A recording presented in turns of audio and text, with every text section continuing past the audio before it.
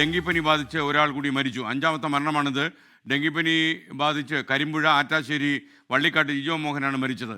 പെരിന്തൽമണ്ണയിലെ ആശുപത്രി ചികിത്സയിലിരിക്കുകയാണ് മരണം സംഭവിച്ചത്. പാലക്കാട് ജില്ലയിൽ ഇതുവരെ 5 പേരാണ് ഡെങ്കിപ്പനി ബാധിച്ച് മരണത്തിന് കീഴടങ്ങിയത്.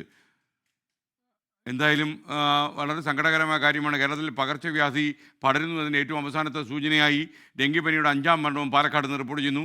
ഏറ്റവും കൂടുതൽ കേസുകൾ റിപ്പോർട്ട് ചെയ്തത് മണ്ണാർക്കാട് മേഖലയിൽ നിന്നാണ്.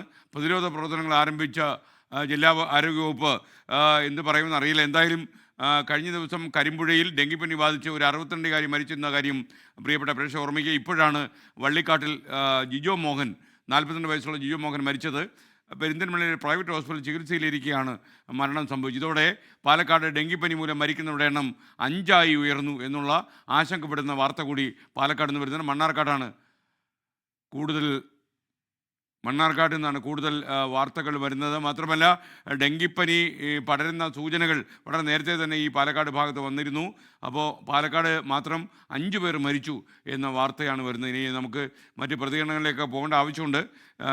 കരിമ്പുഴയിൽ ഡെങ്കിപ്പനി ബാധിച്ച് 62കാരി മരിച്ചതിൻ്റെ പിന്നാലെ ഈ കരിമ്പുഴ ആറ്റാശ്ശേരി വള്ളിക്കാട്ടിൽ ജിജോ മോഹനും മരിച്ചു.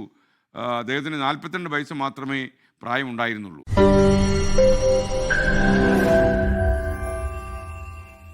ലോകത്തെവിടെയായാലും ഏത് സമയത്തും 24 വാർത്തകളും ഓഗ്മെന്റഡ് റിയാലിറ്റി പാക്കേജുകളും എക്സ്പ്ലെയിനറുകളും വിശദമായി കാണാൻ ഞങ്ങളുടെ യൂട്യൂബ് ചാനൽ നിങ്ങൾക്ക് സബ്സ്ക്രൈബ് ചെയ്യാം.